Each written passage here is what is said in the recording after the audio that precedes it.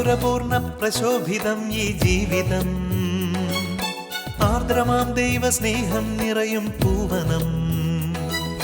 മാധുരപൂർണ്ണ പ്രശോഭിതം ഈ ജീവിതം, ആർദ്രമാം ദൈവസ്നേഹം നിറയും പൂവനം. സ്നേഹദീപനാളമായി വിളങ്ങും ധന്യജീവിതം.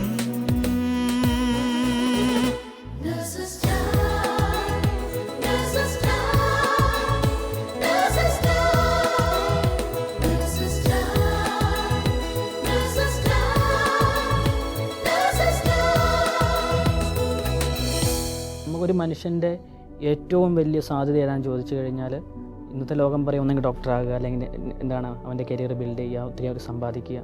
പക്ഷേ ഇതിനൊന്നും നമുക്കൊരു ഉറപ്പില്ല. പക്ഷേ നമുക്ക് ഉറപ്പുള്ളൊരു കാര്യമുണ്ട്, ഞാൻ ദൈവത്തോടു കൂടി ആയിരിക്കും. ക്രിസ്തുവിനെ നിങ്ങൾ വാക്കുകൊണ്ട് പ്രഘോഷിച്ചില്ലെങ്കിലും അവിടെ പ്രഘോഷിക്കപ്പെടുന്നത് ക്രിസ്തു തന്നെയാണ്. ക്രിസ്തു വാക്കുകളെക്കാൾ ഉപരി തൻ്റെ ചെയ്തികൾ കൊണ്ട് സുവിശേഷം പ്രസംഗിച്ച വ്യക്തിയാണ്.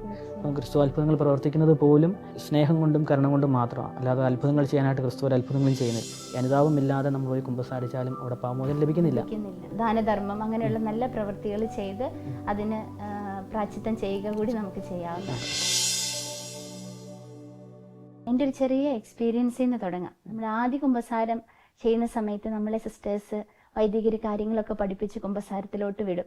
നമ്മൾ ആ കാര്യങ്ങളെല്ലാം ഓർമ്മയിൽ വെച്ച് ഒരാഴ്ച കൂടുമ്പോൾ പോയി കുമ്പസാരിക്കുന്ന രീതിയുണ്ട്. കുട്ടിക്കാലത്ത് ഞാനും അങ്ങനെയായിരുന്നു. അങ്ങനെ ആദ്യ കുമ്പസാരം കഴിഞ്ഞ് അടുത്ത ആഴ്ചത്തെ കുമ്പസാരത്തിനായിട്ട് എല്ലാ സ്റ്റെപ്പുകളും ഓർത്ത് ഓടിച്ചെന്ന് കുമ്പസാര കൂട്ടിലിരുന്നു. മറുവശത്തൊരു വ്യക്തിയുണ്ടോ എന്ന് പോലും നോക്കാനുള്ള ഒരു സാവകാശം ഞാൻ എടുത്തില്ല. ആ സമയത്ത് സ്വാഭാവികമായിട്ടും അച്ഛനും ബുദ്ധിമുട്ടുണ്ടായി, മറുവശത്ത് കുമ്പസാരിച്ചുകൊണ്ടിരുന്ന വ്യക്തിക്കും ബുദ്ധിമുട്ടുണ്ടായി. അതിൻ്റെ ഇടയിൽ അച്ഛൻ എന്നെ തിരുത്തുകയും ചെയ്തു. പിന്നീട് അങ്ങോട്ട് ഈ കുമ്പസാരം എന്നുള്ളത് എനിക്കൊരു ഭയമായി. ഞാൻ ചെയ്യുന്നത് തെറ്റുവോ, എന്തെങ്കിലും പ്രശ്നങ്ങളുണ്ടാവോ, അങ്ങനെ ഒരു ഭയം എൻ്റെ ഉള്ളിൽ കടന്നുപോയി. പിന്നീട് ഞങ്ങളുടെ ഇടവകയിലേക്ക് പുതിയതായി ഒരു വൈദികൻ വന്നപ്പോൾ അച്ഛൻ എന്നെ ശ്രദ്ധിക്കാൻ തുടങ്ങി. ഞാൻ കുമ്പസാരിക്കാത്ത കാര്യങ്ങളെല്ലാം ശ്രദ്ധിക്കാൻ തുടങ്ങി. എൻ്റെ പ്രശ്നങ്ങൾ അച്ഛൻ മനസ്സിലാക്കി. ഒരു ദിവസം അച്ഛൻ എന്നെ വിളിച്ചിട്ട് കുമ്പസാരക്കൂടിൻ്റെ അവിടെ വരാൻ പറഞ്ഞു. അവിടെ ഇരുത്തി അച്ഛൻ എന്നോട് സ്നേഹപൂർവ്വം സംസാരിച്ചു. എൻ്റെ വിശേഷങ്ങൾ ചോദിച്ചു, എനിക്ക് കിട്ടിയ ദൈവകൃപയെക്കുറിച്ച് ചോദിച്ചു. അങ്ങനെ ആ ഒരു കുമ്പസാരക്കൂട് ഒരു സ്നേഹത്തിൻ്റെ നല്ലൊരു ഇടമായി മാറി. പിന്നീട് അങ്ങോട്ട് കുമ്പസാരിക്കാൻ പോകാനുള്ള എൻ്റെ ഭയം മാറി. ഈശോയാണ് എന്നെ സ്നേഹിക്കുന്ന, ഈശോയാണ് അവിടെ ഇരിക്കുന്നതെന്നൊരു വലിയ ബോധ്യം എന്നെ ലഭിച്ചു. ഇതുപോലെ തന്നെ അനേകരുണ്ടാവാം, കുമ്പസാരത്തെ ഭയപ്പെടുന്നവരുണ്ടാവാം, അവിടെ ചെന്ന് പറയുന്ന കാര്യങ്ങൾക്ക് പുറത്തു പോകുമെന്ന് പേടിക്കുന്നവരുണ്ടാവാം. അങ്ങനെ ഈ കുമ്പസാരത്തിനായിട്ട് ഒരു വ്യക്തിയെ, ഒരു രോഗിയെ, അല്ലെങ്കിൽ നമ്മൾ കണ്ടുമുട്ടുന്നവരെ എങ്ങനെ നമുക്ക് ഒരുക്കിയെടുക്കാൻ സാധിക്കും? പലർക്കും ചിലർക്ക്, എല്ലാവർക്കും എന്തെങ്കിലും കുറേ പേർക്കൊക്കെ ഉള്ളതാണ് എന്തൊരു ഭയം. കുമ്പസാരിച്ച് കഴിഞ്ഞാൽ ഇത് അച്ഛനാരോടെങ്കിലും പറയുമോ, അല്ലെങ്കിൽ ഞാൻ പറയുന്ന കാര്യങ്ങൾ അച്ഛൻ എങ്ങനെ വിചാരിക്കും, അപ്പോൾ ഈ ഒരു ഭയം പലർക്കും ഉണ്ട്. അതുകൊണ്ട് തന്നെ ചിലർ പാവം മറയ്ക്കാനുള്ള കാരണം ഇത് തന്നെയാണ്. ഇത് എന്ത് ചെയ്യും, അല്ലെങ്കിൽ ഇത് കേൾക്കുന്നത്. അപ്പോൾ നമുക്ക് ആ ഒരു ബോധ്യം വളർത്തിയെടുക്കുക. കാരണം ഞാൻ കുമ്പസാരിക്കുന്നത്, അപ്പം ഞാൻ പറഞ്ഞാലും പറഞ്ഞില്ലെങ്കിലും എൻ്റെ പാപങ്ങൾ എൻ്റെ ദൈവത്തിനറിയാം, എൻ്റെ ഹൃദയം കർത്താവിനറിയാം. ഞാൻ അവിടെ പോയി ചെയ്യുന്നത് എന്തെന്ന് വെച്ച് കഴിഞ്ഞാൽ അത് ഞാൻ ഏറ്റുപറയുകയാണ് ദൈവത്തിന് മുമ്പിൽ. അപ്പോൾ ആ ഒരു ബോധ്യം വളർത്തി കൊടുക്കുക. എന്നെ അറിയുന്ന ദൈവത്തിന് മുമ്പിൽ ഞാൻ എൻ്റെ തെറ്റുകൾ ഏറ്റുപറയുന്നു. അപ്പോൾ ആണ് നമുക്ക് ആ ദൈവത്തിൻ്റെ കരുണയുമായിട്ട് നമ്മൾ ചേർന്ന് പ്രവർത്തിക്കുന്ന ഒരു സാഹചര്യം ഉണ്ടാകുന്നത്. അപ്പം നമുക്ക് ഈ പേടി മാറ്റാനായിട്ട്, അല്ലെങ്കിൽ ഈ ഒരു ഭയം മാറ്റാനായിട്ട് അത് ഒന്നെങ്കിൽ അവർക്ക് പറഞ്ഞു കൊടുക്കുക ഇത് എന്താണെന്നുള്ളത്. ഇതിലൂടെ നമുക്ക് ലഭിക്കുന്നത് അനന്തമായ കരുണയാണ്. ഒരിക്കലും വൈദികൻ ഇത് ഓർത്തിരിക്കുകയോ അല്ലെങ്കിൽ അങ്ങനെ അത്രയും ഓർമ്മശക്തിയുള്ളവരുണ്ടെന്ന് എനിക്ക് തോന്നുന്നില്ല. ഇത്രയും കാര്യങ്ങൾ എണ്ണം ഓർത്തിരിക്കുന്നവർ വളരെ ചുരുക്കം. അപ്പോൾ നമുക്ക് ആരാന്ന് പോലും അപ്പുറത്തേക്കും ചിലപ്പോൾ മനസ്സിലായെന്ന് വരില്ല. പക്ഷേ നിങ്ങൾ അവിടെ പോയി നിങ്ങളുടെ ദൈവത്തിന് മുമ്പിലാണ് നിങ്ങൾ സംസാരിക്കുന്നുള്ളൊരു ബോധ്യം വളർത്തിയെടുക്കുക. അത് ചെറുപ്പം മുതൽ, ഇപ്പം മാതാപിതാക്കളാണെങ്കിലും കുട്ടികളെ വീണ്ടും കുമ്പസാരിപ്പിക്കാൻ വിടുന്നതിനൊരു കാര്യം ഇത് തന്നെയാണ്. നമുക്ക് അവരെ തള്ളിവിടുന്ന എന്തിനാണെന്ന് വിളിച്ചു. പക്ഷേ അത് അവരുടെ ജീവിതത്തിൻ്റെ ഭാഗമായി മാറണം.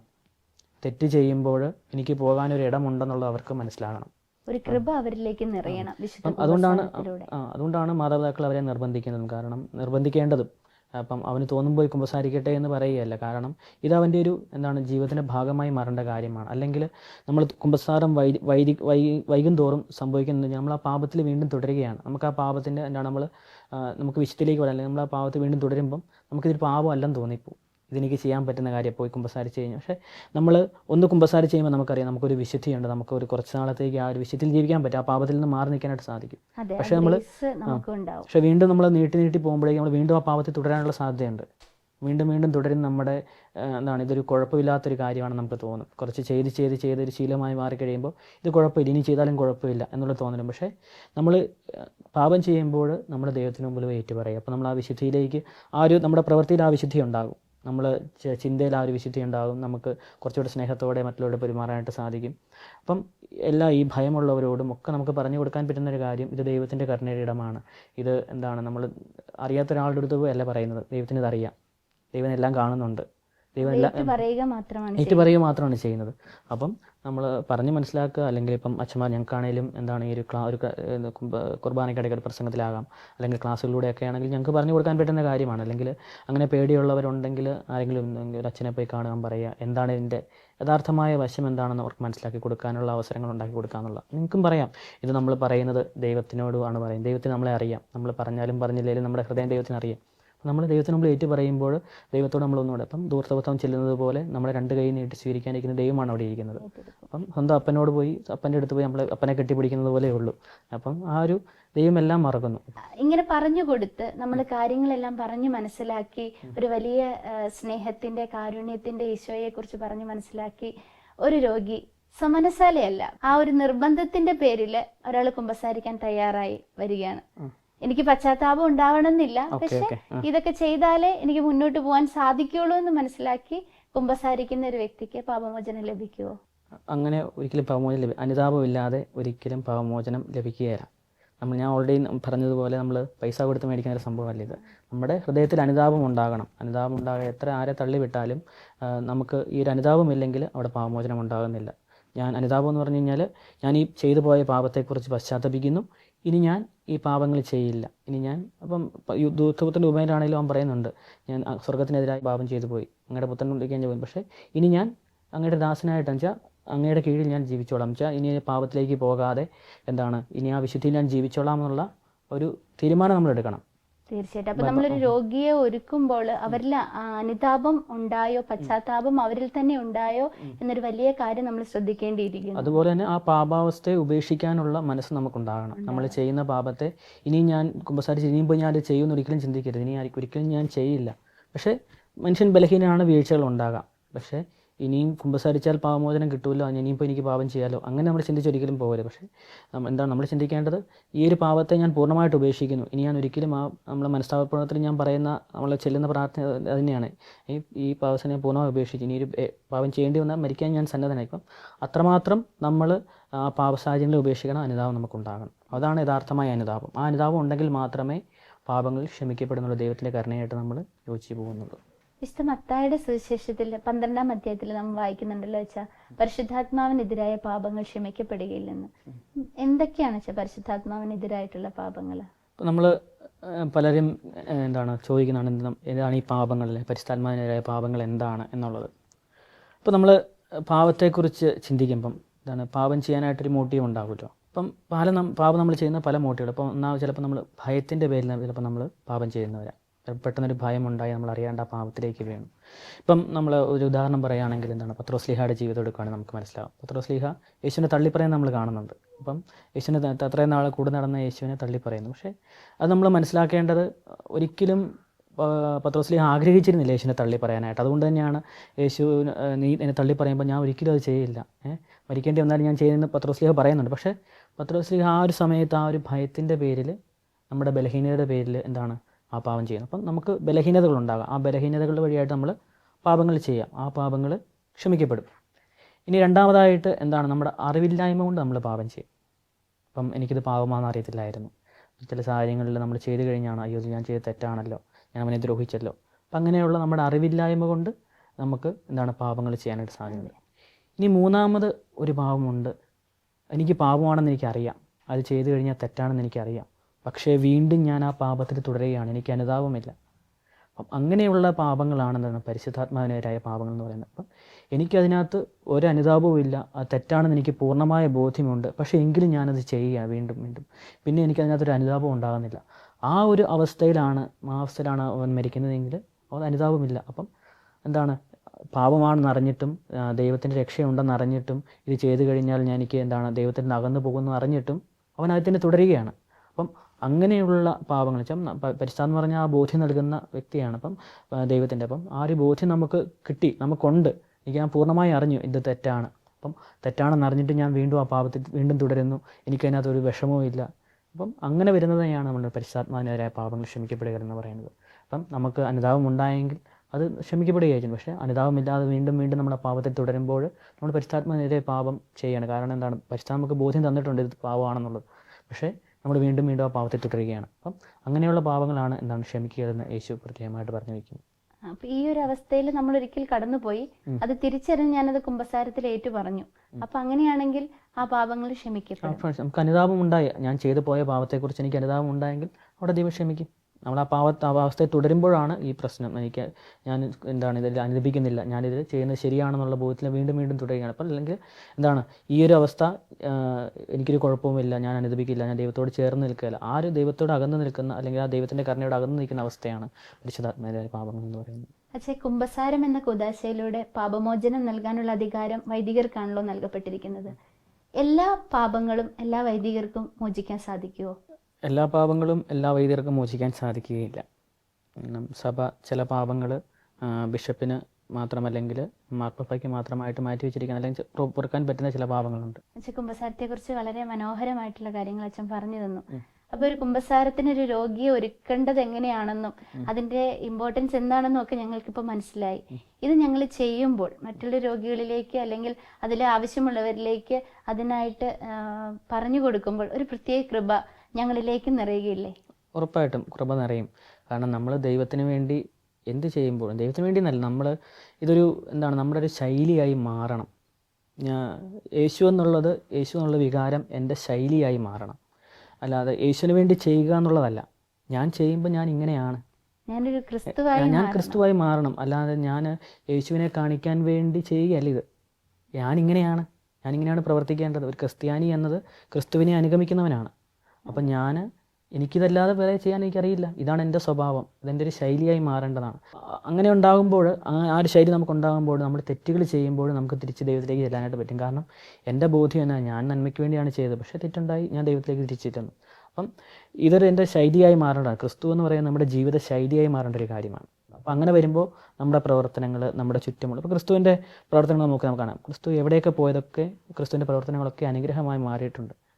അപ്പം ദൈവത്തെ സ്വീകരിച്ച്, ഇപ്പോൾ വിശുദ്ധന്മാരുടെ ജീവിതത്തിലാണെങ്കിലും അവർ കടന്നു പോകുന്ന വഴികളൊക്കെ അനുഗ്രഹം ഉണ്ടാകുന്നുണ്ട്, മറ്റുള്ളവർക്ക് നന്മകൾ ഉണ്ടാണെന്ന് വെച്ചാൽ അവർ ആ ജീവിതശൈലി, ക്രിസ്തുവാകുന്ന ജീവിതശൈലി അവർ ജീവിച്ചു തുടങ്ങുമ്പോൾ ആയിരിക്കുന്ന ഇടങ്ങളൊക്കെ അനുഗ്രഹിക്കപ്പെടും, നന്മകളുണ്ടാകും. തീർച്ചയായും ഇതുവരെ നമ്മൾ കുമ്പസാരത്തെക്കുറിച്ച് സംസാരിച്ചു.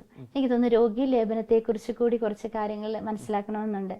ഈ രോഗി ലേപനം എല്ലാവരും കാണാനോ അല്ലെങ്കിൽ ആ ഒരു കുദാശയോട് ചേർന്ന് നിൽക്കാനോ എല്ലാവർക്കും അവസരം ലഭിച്ചിട്ടുണ്ടാവില്ല. രോഗീലേപനത്തെക്കുറിച്ചൊന്ന് പറയാമോ അച്ഛാ? സഭ എന്താണ് രോഗീലേപനത്തെക്കുറിച്ച് പഠിപ്പിക്കുന്നത്?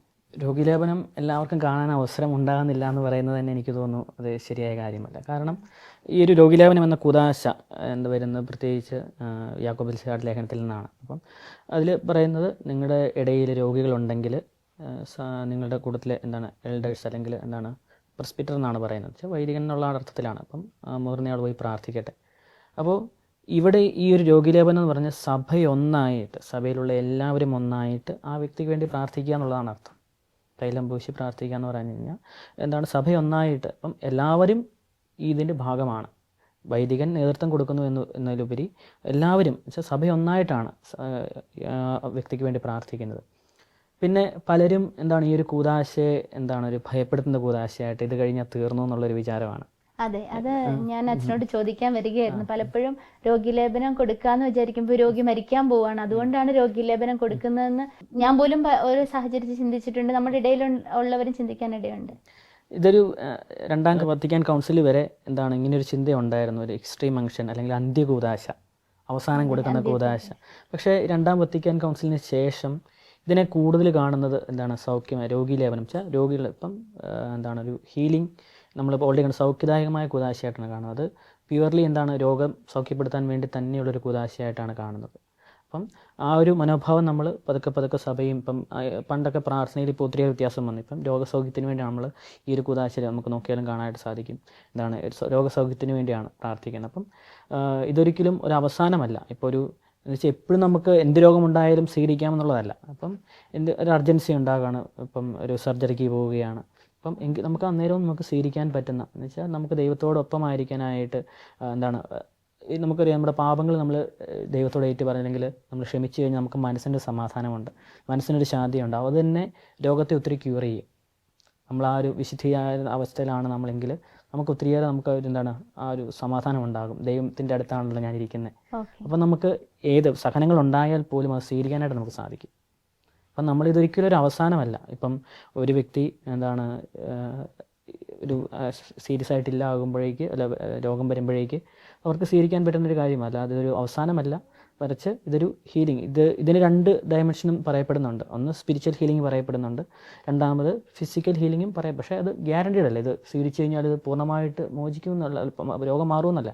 പക്ഷേ സ്പിരിച്വൽ ഹീലിംഗ് ഫുള്ളി ഗ്യാരണ്ടി വെച്ചാൽ നമ്മുടെ പാപങ്ങൾ ക്ഷമിക്കപ്പെടുന്നുണ്ട്. അപ്പോൾ അതുപോലെ നമ്മൾ ക്രിസ്തുവായിട്ട് ഒന്നാകുന്നുണ്ട്, നമ്മുടെ സഹനങ്ങളെ ക്രിസ്തുവിൻ്റെ സാധനമായിട്ട് ചേർത്ത് വയ്ക്കുന്നുണ്ട്. ഒപ്പം തന്നെ ശാരീരികമായ സൗഖ്യവും അത് നമുക്ക് ഈ മനസ്സിന് ഈ ഒരു സന്തോഷ സമാധാനം ഉണ്ടാകുമ്പോൾ ഒത്തിരിയേറെ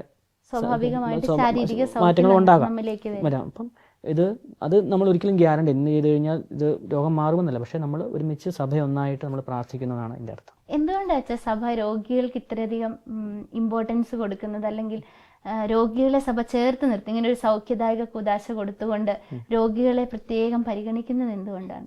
നമുക്ക് ബലഹീനത എപ്പോഴും മനുഷ്യൻ്റെ ക്രിസ്തുവിനെ നോക്കിയാൽ നമുക്ക് കാണാൻ ബലഹീനത ഉള്ളിടത്ത് ക്രിസ്തുവിൻ്റെ സാന്നിധ്യം എപ്പോഴും ഉണ്ട്. അപ്പം രോഗികളെന്ന് പറഞ്ഞു കഴിഞ്ഞാൽ നമുക്ക് ചിന്തിച്ച് നോക്കുമ്പോഴേക്ക് ചിലപ്പോൾ ഒത്തിരിയേറെ വേദനകൾ കടന്നു പോകുന്നവരായിരിക്കാം, വിഷമങ്ങളിലൂടെ. ഇപ്പോൾ സാധാരണ ജീവിക്കുന്ന ഒരു വ്യക്തിയിൽ ഇത്രയും വേദനകൾ കടന്നു പോയെന്ന് വരില്ല. അപ്പം അവരുടെ ജീവിത സാഹചര്യങ്ങളിൽ ഇത്രയേറെ ഇപ്പം ക്രിസ്തു അന്വേഷിച്ചത് പോകുന്നതും കാണാതെ പോയ ഒരാടിനെ അന്വേഷിച്ചാണ് ക്രിസ്തു പോകുന്നത്. അപ്പം ഇപ്പം അനുദപിക്കാനായിട്ട് കൂടുതൽ സാധ്യതയുള്ളവർ, അല്ലെങ്കിൽ ദൈവത്തിലേക്ക് വരാനായിട്ട് സാധ്യതയുള്ളവർ, അല്ലെങ്കിൽ ദൈവത്തിൻ്റെ ശക്തി ദൈവത്തിന് കൂടെ വേണ്ടവർ, അവരുടെ കൂട്ടത്തിൽ എപ്പോഴും നമ്മൾ ഉണ്ടാകണം. അപ്പം അതുകൊണ്ട് തന്നെയാണ് സഭ ഈ രോഗീലേപനം ഇങ്ങനെയുള്ള അവസ്ഥ ഉണ്ടാകുമ്പോൾ നിങ്ങൾ വിശുദ്ധിയിലേക്ക് വരാനായിട്ട് കിട്ടുന്നൊരു അവസരമല്ലേ. അപ്പോൾ അതുകൊണ്ട് തന്നെയാണ് സഭ ഇതിനെ പ്രൊമോട്ട് ചെയ്യുന്നത്. പക്ഷേ ഈ രോഗീലേപനത്തെക്കുറിച്ച് നഴ്സുമാർ എന്ന നിലയിൽ ഞങ്ങൾ എന്തൊക്കെ കാര്യങ്ങൾ അറിഞ്ഞിരിക്കണം? എങ്ങനെയാണ് നമ്മളൊരു രോഗീലേപനത്തിന് വേണ്ടി ഒരുക്കേണ്ടത്? നല്ലൊരു ചോദ്യമാണ്. കാരണം പ്രത്യേകിച്ച് നേഴ്സുമാരായ നിങ്ങൾ ഇപ്പോൾ ഒരു രോഗിയുടെ ഈ ഒരു കൂദാശ കൊണ്ട് ഉദ്ദേശിക്കുന്നതൊക്കെ ഒരു സൗഖ്യമാണ്. അപ്പം ഒരു ഹോളിസ്റ്റിക് അപ്രോച്ച് എന്ന് വെച്ചാൽ മൊത്തമായ ഒരു സൗഖ്യം അത് ആ വ്യക്തിക്ക് കൊടുക്കാൻ സാധിച്ചാലാണ് ഏറ്റവും അത് പൂർണ്ണമാകുമെന്ന് എനിക്ക് തോന്നുന്നു. പ്രധാനപ്പെട്ട ഒരു കാര്യം പറഞ്ഞാൽ ഒരു രോഗി നിങ്ങളുടെ അടുത്ത് വരുമ്പോൾ നിങ്ങൾ സംസാരിച്ച് വരുമ്പോൾ അദ്ദേഹത്തിന് ഈ ഒരു രോഗീലേപനം കൊടുക്കേണ്ട അവസരം വരുമ്പോൾ നിങ്ങൾക്ക് അദ്ദേഹത്തെ ഒരുക്കാനായിട്ട് പ്രധാനപ്പെട്ട കുമ്പസാരിക്കാൻ സാധിക്കുന്ന ഒരു വ്യക്തിയാണെങ്കിൽ അദ്ദേഹത്തെ കുമ്പസാരിക്കാനായിട്ട് ഒരുക്കാം. പാവങ്ങളെക്കുറിച്ച് ഇങ്ങനെ ദൈവത്തിൻ്റെ കരുണയെക്കുറിച്ച് പറയാം. എന്നിട്ട് ഇയാളെ ഇപ്പം ഈ ഒരു കുദാശയ്ക്ക് പ്രധാനപ്പെട്ടതായിട്ട് 3 കാര്യങ്ങളാണുള്ളത്, 3 തലങ്ങളുണ്ട്. എന്ന് വെച്ചാൽ 3 കാര്യങ്ങൾ നമ്മൾ ചെയ്യുന്നത്. ഒന്ന് കുമ്പസാരിപ്പിക്കും, പിന്നെ ഈ ഒരു പ്രാർത്ഥനയുണ്ട്, തൈലം പൂശി പ്രാർത്ഥിക്കും, അവൻ്റെ പാപങ്ങൾ ക്ഷമിച്ച് നമ്മൾ പ്രാർത്ഥിക്കും. മൂന്നാമതായിട്ട് ഈ ഒരു വിസ്തുർബാന കൊടുക്കും. അപ്പം വിയാത്തിക്കും ഒരു പാഥേയമായിട്ടാണ് ഇതിനെ കാണുന്നത്. നമ്മുടെ സ്വർഗീയ യാത്രയ്ക്ക് നമ്മൾ കൊടുക്കുന്ന ഒരു പാഥേയമായിട്ടാണ് തിരുപ്പാതയം നമ്മൾ പറയും. അപ്പം അങ്ങനെ വിസ്തുർബാന കൊടുക്കും. അപ്പം ഇതാണ് ഇതിൻ്റെ പ്രധാനപ്പെട്ട 3 ഭാഗങ്ങൾ. അപ്പം ഒരു രോഗി ഇത് സ്വീകരിക്കാനായിട്ട് സന്നദ്ധനാണെങ്കിൽ അവനെ ഒരുക്കിയെടുക്കുക. അപ്പം കുമ്പസാരിച്ച് പ്രധാനപ്പെട്ട ക്രിട്ടിക്കൽ സ്റ്റേജിലൂടെയാണ് കടന്നു പോകുന്നത്.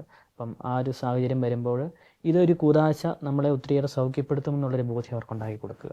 അപ്പം വലിയൊരു സർജറിക്ക് പോകണം, അപ്പം നമുക്കറിയില്ല എന്ത് സംഭവിക്കും എന്നുള്ളത്. അപ്പം അങ്ങനെയൊക്കെ വരുമ്പോഴേക്ക് അയാൾക്കുള്ളിലൊരു പേടിയുണ്ടാകും, ഇനി മുമ്പോട്ട് എന്തായിരിക്കും. അപ്പം ഇങ്ങനെ ഒരു കൂദാശ സ്വീകരിക്കുമ്പോൾ ഒത്തിരിയേറെ ഒരു മനസ്സിൻ്റെ സന്തോഷമുണ്ടാകും. ദൈവത്തിൻ്റെ കൂടെയാണല്ലോ ഞാനെന്നുള്ളത് അതൊരു സന്തോഷത്തോടെ അദ്ദേഹത്തിന് ആ സർജറിക്ക് പോകാനായിട്ടും എന്ത് സംഭവിക്കും നമുക്കറിയില്ല, പക്ഷേ എന്ത് സംഭവിച്ചാൽ തന്നെ ആ ഒരു സന്തോഷത്തോടെയാണ് അയാൾ ആ സർജറിയിലേക്ക് പോകുന്നത്.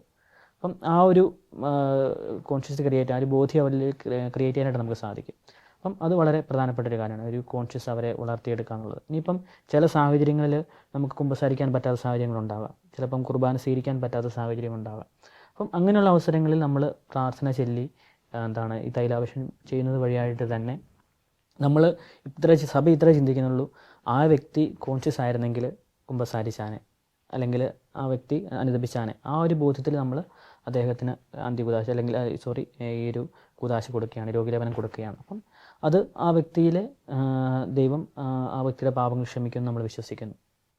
വെന്റിലേറ്ററിലൊക്കെ ആയിരിക്കുന്ന വ്യക്തികൾക്ക് നമുക്ക് ഈ രീതിയിൽ രോഗീലേപനത്തിന് ഒരുക്കാവുന്നതാണ്. അപ്പം ഇങ്ങനെയുള്ളൊരു സാഹചര്യം ഉള്ളപ്പോൾ ഒരു വെന്റിലേറ്റർ രോഗിയോടൊപ്പം വൈദികനെ വിളിക്കാൻ സാഹചര്യം ഉണ്ടെങ്കിൽ നിങ്ങൾക്ക് വിളിക്കാനായിട്ട് നിങ്ങൾക്ക് സാധിക്കും. ചിലപ്പം വീട്ടുകാർക്ക് അറിയത്തില്ലായിരിക്കും എന്ത് ചെയ്യണമെന്നുള്ളത്. അപ്പം വീട്ടുകാർക്ക് പറഞ്ഞു കൊടുക്കാം, ഇങ്ങനെ ഒരു വൈദികനെ വിളിച്ചു കഴിഞ്ഞാൽ നമുക്ക് രോഗീലേപനം കൊടുക്കാം, ഇതൊരിക്കലും ഒരു അവസാനമല്ലെന്നുള്ളത് വീട്ടുകാരെയും പറഞ്ഞ് ബോധ്യപ്പെടുത്തുക എന്നുള്ളത് പ്രധാനം. പക്ഷേ ഇതൊരു എന്താണ് രോഗിക്ക് വേണ്ടിയുള്ള പ്രാർത്ഥനയാണ്. അപ്പം ചില വീട്ടുകാർക്ക് ബുദ്ധിമുട്ടായിരിക്കും രോഗീലേപനം കൊടുക്കുക എന്ന് പറയുന്നത്. ചിലപ്പോൾ അവർ ഇത് കഴിഞ്ഞ് എല്ലാം തീർന്നുള്ളൊരു തോന്നുന്നു. പക്ഷേ അവർക്ക് പറഞ്ഞു കൊടുക്കുക എന്താണ് ഈ രോഗീലേപനം. രോഗീലേപനം എന്ന് പറഞ്ഞാൽ ഒരു സൗഖ്യദായകമായ കൂദാശയാണ്. അതിലൊരു ഹീലിംഗ് ആസ്പെക്റ്റ് ഉണ്ട്. അതിൽ ഒരു എന്താണ് അതുപോലെ ആത്മീയമായ സൗഖ്യം മാത്രമല്ല, ബോഡിലി നമ്മുടെ ശാരീരികമായ സൗഖ്യം അതിൽ ലഭിക്കുന്നുണ്ടെന്നുള്ളൊരു ബോധ്യം വീട്ടുകാർക്കും പറഞ്ഞു കൊടുക്കുക. അത് നമുക്ക് ചെയ്യാൻ, പ്രത്യേകിച്ച് നഴ്സുമാർക്ക് ചെയ്യാൻ പറ്റുന്ന ഒരു കാര്യമാണ്. അച്ഛൻ പറഞ്ഞാൽ ഈ ശാരീരികമായൊരു സൗഖ്യം അതിനുണ്ടല്ലോ. അപ്പം നമ്മൾ രോഗീലേപനം കൊടുത്തു, ശാരീരികമായൊരു സൗഖ്യം ലഭിച്ച രോഗി പിന്നീട് ജീവിതത്തിന് മുന്നോട്ട് പോകുന്നു. വീണ്ടും ഒരു സാഹചര്യത്തിൽ അവർ രോഗിയാകുന്നു. അങ്ങനെ അവസരത്തിൽ അവർ ക്രിട്ടിക്കൽ ആകുകയാണെങ്കിൽ വീണ്ടും ഈ രോഗീലേപനം അവർക്ക് വീണ്ടും സ്വീകരിക്കാനായിട്ട് പറ്റും. അതിന് ഇത്ര ഒന്നുമില്ല, നമുക്ക് വീണ്ടും സൗഖ്യപ്പെട്ടു, വീണ്ടും നമ്മൾ ക്രിട്ടിക്കൽ അവസ്ഥ വരും, വീണ്ടും നമുക്ക് രോഗീലേപനം സ്വീകരിക്കാനായിട്ട് നമുക്ക് സാധിക്കും. അതിന് ഇപ്പം അത് എവിടെയും രേഖപ്പെടുത്തേണ്ട കാര്യമില്ല. മറ്റു കുദാശകളെ പോലെ എന്താണ് നമ്മൾ വിശുദ്ധ കുർബാന, കുമ്പസാരം നമ്മൾ ചിലപ്പോൾ ആത്മസ്ഥിതിയിൽ നമ്മൾ വീട്ടിലൊക്കെ നമ്മൾ എഴുതി വെക്കാറുണ്ട്. പക്ഷേ സഭയുടെ റെക്കോർഡിക്കലായിട്ട് ഇത് റെക്കോർഡ് ചെയ്യേണ്ട കാര്യമില്ല. അച്ഛാ, ഈ രോഗീലേപനത്തെ അസാധുവാക്കുന്ന എന്തെങ്കിലും ഫാക്ടേഴ്സ് ഉണ്ടോ? രോഗീലേപനത്തെ അസാധുവാക്കുന്ന വെച്ചാൽ രോഗികളുടെ ഭാഗത്തുനിന്ന് പ്രധാനപ്പെട്ട ചിലപ്പം എന്താണ് ഓയിൽ, എണ്ണ, അതുപോലെ തന്നെ പ്രെയർ, അതൊക്കെ. പിന്നെ ഈ ചെല്ലുന്ന വൈദികന് ഇൻറ്റൻഷൻ ഉണ്ടാകണം, ഇത് ഇയാളുടെ ഹീലിങ്ങിന് വേണ്ടി ആ ഒരു ഇൻറ്റൻഷൻ വൈദികനുണ്ടാകണം. അപ്പോൾ അതൊക്കെ ഇല്ലാതെ വരുമ്പോഴേക്ക് ഇത് എന്താണ് അസാധുവാക്കും. അത് കൃത്യമായ ഒരു തൈലം അതിന് സഭ നിർദ്ദേശിച്ചിട്ടുണ്ട്. കൃത്യമായ തൈലമെല്ല, എണ്ണയെന്നേ പറഞ്ഞിട്ടുള്ളൂ. അപ്പം അത് വെഞ്ചരിക്കുന്ന ഒരു കർമ്മമുണ്ട്. ചിലപ്പം ഒലിവെണ്ണയായിരിക്കാം. അപ്പം അത് ഏതെണ്ണയും അത് എണ്ണ വെഞ്ചരിക്കുന്ന ഒരു കർമ്മമുണ്ട്. അപ്പം വെളിച്ചെണ്ണ അങ്ങനെയൊക്കെ പറയുന്നുണ്ട്. അപ്പം നമുക്ക് ഇഷ്ടമുള്ള എണ്ണ എടുക്കാം. വെഞ്ചരിച്ച തൈലമാണ് നമ്മൾ രോഗീലേപനത്തിന് ഉപയോഗിക്കുന്നത്. അങ്ങനെ ഒരു തൈലം വെഞ്ചരിക്കുന്ന ഒരു കർമ്മം കൂടെ ഇതിനിടയ്ക്കുണ്ട്.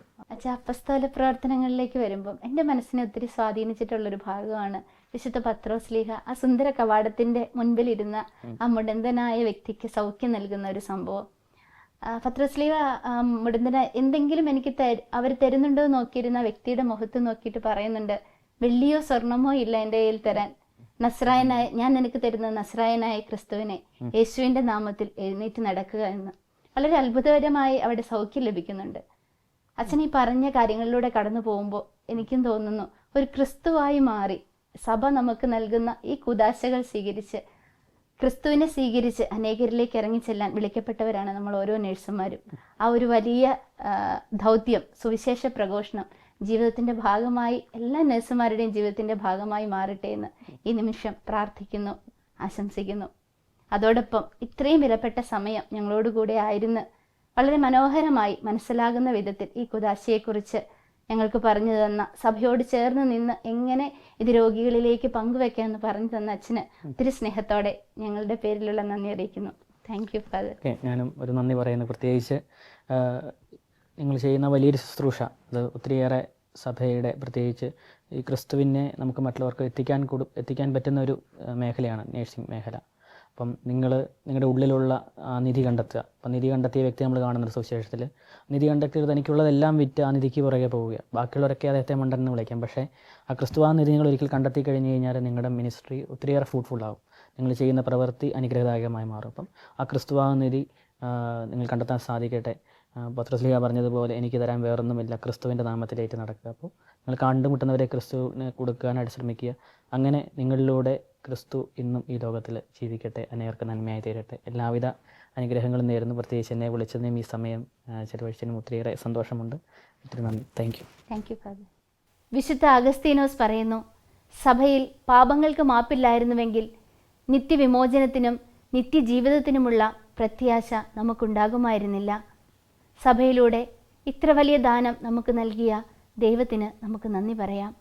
അതെ, കുരിശുമരണത്തിലും തീരാത്ത അവിടുത്തെ വലിയ സ്നേഹം സഭയിലൂടെ, കൂദാശകളിലൂടെ ഈശോ ഇന്നും നമുക്ക് നൽകിക്കൊണ്ടിരിക്കുന്നു.